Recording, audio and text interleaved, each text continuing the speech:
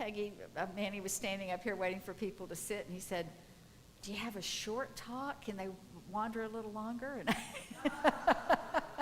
I thought, when you get big enough, you can't visit and hug everybody, but maybe we'll just keep making our talks a little shorter. Who knows?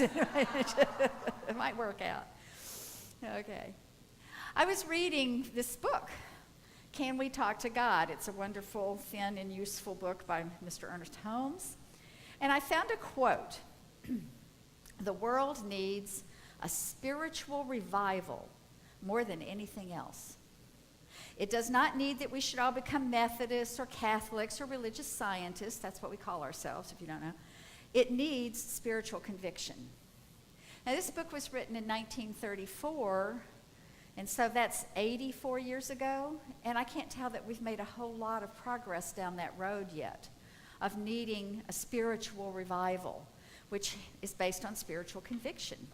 The definition of conviction is the quality of showing that one is firmly convinced of what one believes or says. I would say in our context, maybe we really ought to say firmly convinced of what we say we believe. Because I've known this teaching since shortly after I got into it. But it's what I can actually live from. To me, that's conviction. It's when you're at that space where no matter what's going on, you're acting from the belief. Now, it doesn't say 100% of the time, and I would posit that there are a few people in this world who actually are living from their belief all the time in every situation. But I don't know that that applies to most of us. There are many more people that manage to do it some of the time or in some situations. Maybe somebody is really good at living their belief in the realm of health, that they believe in wholeness and oneness and abundance, but maybe not so good in finances. Or wonderful almost all the time in relationships, but can't seem to get a good idea and guidance from anywhere and use the wisdom. So that ability to actually have it pertain to our whole life is challenging. It's challenging for me. You would know how challenging it was if you had been around me while I was reading some of the news this week. There is that part of me that I can get into where I know things, and then there's this other part that still reacts from an old paradigm. And so you might have heard me making judgments. You might have heard me not sounding like I really thought everybody was my brother and another expression of God and someone that I'm one with. So what can I do about that? That's challenging. I find myself jealous of Moses and that burning bush. I've always wanted something that solid, right? I've had wonderful healings. I've had an amazing life. The longer I live and the more I find out about other people's lives, the more amazed I am at how generally kind and gentle my life has been. And yet somehow there's this residual of other stuff in there. I still get ill now and then. I have some chronic conditions I take medication for. It's kind of crazy for a religious scientist. There it is. I seem to gain weight. One of my most chronic conditions is that judgmentalness I was talking about. Every bit of our training is about getting rid of that, and yet there it is, popping up when I get triggered. So if I could just get something as amazing as that bush, burning, unconsumed, and God speaking out of it, that ought to fix everything. But you know what? It didn't even fix it for Moses. Moses questioned the bush. You got the wrong guy. You are wrong. You might be deity, but I am not the guy you're looking for. He argued with it. And then he wanted proof. I can't just go tell people I saw a bush burning. Who are you? Tell me a name I can use that maybe they'll believe. And then he negotiated. Let's use Aaron, my brother. He speaks better than I do. And God went along with that. That was the negotiation. So even a burning bush might not do it for us. But I would contend that there are some things that go on in our world that are kind of like that opportunity of recognizing not only that we can talk to God, that was the name of the book, but that God talks to us. And those come in the form of what I call synchronicity. And that's why I want to talk about synchronicities today. Now, there's an official definition of synchronicity. It comes from Carl Jung. This term basically started being used in the 1950s. And I'm going to share one of the stories that Jung himself mentions as support for what he thinks of synchronicity. He had a female patient, and she was a very highly developed rational mind, very linear thinker, understood a lot about science, and they were having a lot of difficulty making any kind of breakthrough for her. So one day she's with Carl Jung, and she says, last night I had this dream, and someone gave me a golden scarab, a beetle in Egyptian lore. And about that same time, there was a tapping on the window behind Jung, and he turned around, and he grabbed the bug, and he said, here's your scarab. And indeed, it was the same type. It was a scarab beetle. It was golden green color, and it broke something open in his patient because it went beyond the rational understanding.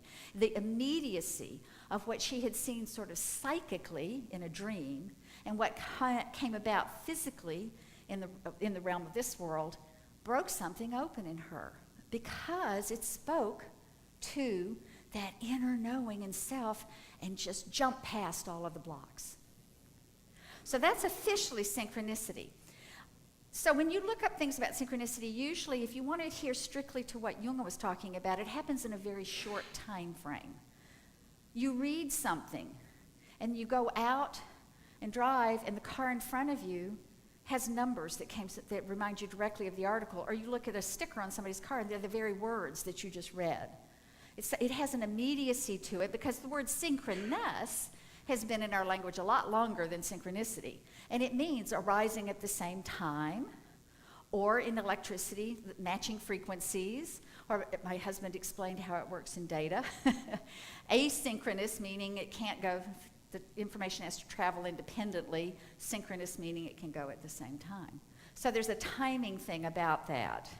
And people do, like when you see the people, you see 1111 or 444 or 333 repeatedly, they see that as a messaging, and numbers and are all tied into it in many ways. But my thoughts about synchronicity expand that time frame some. And in our teaching, it kind of begins to get a little bit maybe tangled up and woven in with manifestation and demonstration. But I still think of it as synchronicity, and I want to talk about that a little bit because it does feel like God speaking and confirming things for us. And Deepak Chopra talks about something called synchrodestiny. And he gets very into matching up dates and tying things together through all of long periods of time in your life and finding things happening and similar and manifesting through that. So I'm going to give you 3 examples about this room and the people in this room. We'll bring it right home. I'm going to use one from Rosedale. Last week or the week before, sometime very recently, Rosedale called me, and she said, do you know anybody that fixes cars near the center? I had no clue, but here's what had happening ahead of time. A day or 2 before that, my husband was up here doing chores, which he's only doing because he retired recently. While he was up here doing chores, he overheard a conversation, I think between Les and Catherine, Catherine was like, thank you so much for turning me on to this guy that fixes cars for a reasonable price, and he didn't condescend to me as a woman. He did a great job, and it was a great price. So that information had gone to him, not me. If she had called me when I was sitting around in my office, I wouldn't have gone to him. I might have if she'd said, do you know someone in our area, or Birmingham, where we knew all about it. But I thought, he doesn't know anything here. But we were walking the dog. Had just set out within a few minutes to walk the dog, so he overheard the conversation. He said, give me the phone. He tells her what he heard them talking about. She goes, and all is well. That's synchronicity in my book. The car is fixed for a reasonable price from a guy that was very nice about it. Okay, so think of all the things that had to fall in place for that to work out the way it did. He had to come up here in the first place. He had to be in the spot where they were talking, or they had to come to the spot where he was to talk, even though they weren't talking to him directly. We had to be in vicinity of one another so he would know I got that phone call. To me, that's God talking. A shorter time frame, one Sunday, 2 summers back, I was telling everybody, we're about to do all this work in here. It's going to be a little topsy-turvy for a while. We got a month or so coming up of rehabilitation on the building. I decided, because I'm who I am, to also list the things we didn't have in our plan in case anybody was so interested they'd want to do something about that. And one of the things I listed was the stage. Our original plan and how we were going to spend the money available to us left the dusty rose carpet that was very wrinkled on the stage. So I just put it out there during the service. Anthony Suarez comes up, I just happen to have some wood that was in part of what we were doing at our offices, and we're not going to use it. I don't know if you didn't have enough or didn't like it, but you can have it if you like.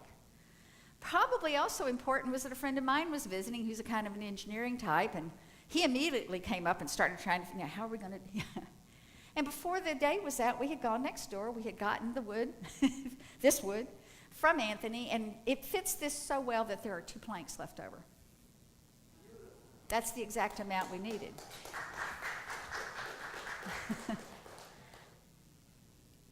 But sometimes it goes into an even longer time frame. Now, I've talked about the fact that I came down here. I had no clue I was moving here to be standing here. And I've talked about that a little bit. But to go back behind that, this is my side, I'm going to tell you Peggy's too. To go back behind that, I was in Birmingham because my family was there. My mom died in 2013, and it took us a little while to realize, we can leave now. I never meant to live in Birmingham. We can leave. Where shall we go? We can go anywhere in the lower 48. He was working, and his computer couldn't go overseas. Well, we could have gone to Hawaii, I suppose. We could have flown it over, but the timing would have been kind of rough. We'd have been working weird hours. Anyway, but we can live anywhere. And somehow we processed it out. And we wound up coming here because we like it. And we got here in 2015. Now, we'd been down here in February, March. We were coming down. We'd been on 4 different houses. We made a trip in June, and we said, that's it. If we don't get a house this time, we're going to forget this. We're going to go back and hang in Birmingham for a while until the mood strikes us again or some other information comes to us. On the last day we were here on that trip, we followed the house, we made the offer, it worked out, we moved. Then I get the phone call, and the rest is, progressed from there. Now, what about Reverend Peggy? She had just retired the spring of August 1st of 2015. I moved here the first weekend of August 2015, just for the record. She had retired from her 20-year ministry. She thought she was done. But she has a heart for this place. This was her center. She worked in the youth group. She had her ministerial training here. She really cares about this place. And so she happened to be available when somebody called. You had your first meeting in September, so you didn't get to retire for long. Short retirement. Not only was she available, some things happened in her life that brought prosperity into a new place in her life. Just as this center came back together and needed things. And she was able to help it along in ways that not every minister everywhere could. Think of all the things that had to fall in place to put this ministry team in place on the day this place came back to us with some resources to make it happen. Now, that gets out of the realm of synchronicity. That gets as defined by Jung. But I can look back at it, and it does seem like synchrodestiny. That confirms that all of this is happening for a reason. This has something to do with our purpose for being here. Okay? I have some quotes on the front. From Carl Jung himself, synchronicity is an ever-present reality for those who have eyes to see. God is speaking all the time. This is one of the ways it's very clearly spoken. And if we have eyes to see, we get to hear God speaking in our lives all the time. Deepak Chopra, synchronicity is choreographed by a great pervasive intelligence that lies at the heart of nature and is manifest in each of us through intuitive knowledge. This is where it begins to tie back into the science of mind teaching. Now, synchronicity came about in the 50s. Holmes was still around, but a lot of his writing predates that, so you won't find that word in his writings very much. But like I said, it begins to tangle up and weave with manifestation and the outpicturing of prayer. I look back and I go, ooh, look at all that had to fall in place. That is synchronicity, that all those things that seem to have no common cause. Well, in fact, the common cause here, you told me the first day, you came here as an answer to prayer. And I'm like, I don't think so. I came here because I wanted to live here and go to the parks and play golf and all that. I'm pretty sure I didn't come here as an answer to prayer. But,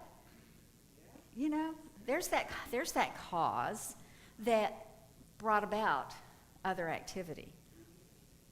So when we get back to that idea that sometimes what appears synchronous is actually our later look back at how God is working things out, stirring things. One of the things, when we first get into this, we want immediate manifestation. We start with parking spaces. I'm going to get a parking space. That's good. That's good because it confirms things to you. But to realize that it works in these broader senses, you want to sell a house. Well, you do your treatment. Now, the house may not sell tomorrow, but think about what has to happen. You're moving for whatever reason. Somebody else has to have their reason, and they have to get all their ducks in a row, that perfect buyer for your place. So the activity starts immediately, and the end result may already be set. You just don't get to see it for a while. But the work got done, and the universe is in motion, and it's happening. So sometimes it takes a little patience for us to see that happen. Okay. The final quote here, in every moment, the universe is whispering to you. You're constantly surrounded by signs, coincidences, and synchronicities, all aimed at propelling you in the direction of your destiny. So it can kind of go either way, can't it? It can be the thing that spurs you. It can be the confirmation. It can be the thing that you see coming together that says this is important. That time when maybe it's the thing with the 1111 or the 444, or your numbers, it's that trigger. You recognize that something important's happening. I noticed that, and therefore what's going on right now is important. Or those words match up. Or you're looking at something and you're hearing somebody speaking and it's almost identical. It's like, oh, let's put some emphasis on that. And sometimes it's at the other end and it's confirming, yeah, the track was all right. All that stuff that seemed confusing as you went along is perfect. So that's why I think of it as God's calling card. When you see these synchronicities, God is speaking, God is saying go this way, or God is saying you're on the right track, or God is saying it's all at hand, it's here immediately for you. So my encouragement would be, look for it.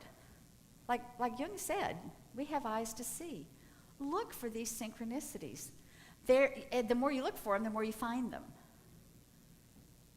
And they're not just coincidence. Sometimes it's just not statistically probable that these things are happening as a coincidence.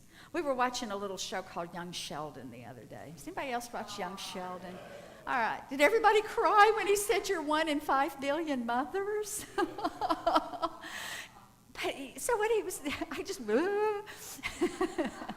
But he was talking about, he was trying to help his mom feel better. And he was like, if gravity had been I don't remember, I can't quote him exactly, some oomph off, we either would have been a tight ball because we couldn't expand, or we'd have blown apart because we didn't have enough gravity to hold us together. If it had been off even that tiny amount, how can you think there's no plan? If the entire universe is held together by an exact gravity. And then he says, and there's 5 billion people on earth, and you're the one that's the perfect mother for me. And I'm going to tear up again. That was so sweet. This is synchronicity. This is evidence of God. In my book, when I read Carl Sagan's book about the cosmos, and we all trained in school about the atom. Yeah, atom looks. And I found out all of a sudden, oh, by golly, galaxies move like that. There are clusters of galaxies that move together in space. So no matter how big I look or how small I look, it looks the same. The day I learned that now, it didn't happen that day. It's always been true. My knowledge of it happened that day. And that blew open something new in me. That no matter where I look, the design is the same. How can this be chaos? Mr. Science is wiggling his eyebrows at me. I know how you love that. Yeah. So, anyway, I encourage you, look for it. Look for it, and then appreciate it. Appreciate the synchronicities when you see them. Appreciate the confirmation when it's coming from somewhere you're looking back. Follow its lead. Let it guide you. Ask for it. It's okay to ask for these signs, these synchronicities, these perfect evidences of God speaking to us. So that's it. Look for it, appreciate it, follow it.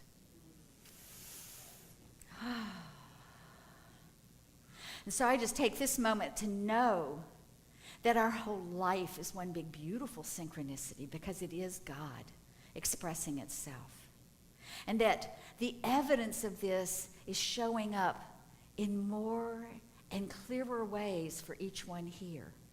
The fact that we speak to God and God speaks to us becomes more and more evident, more and more clear and easier to follow for each and every one here because we put the simple awareness out there.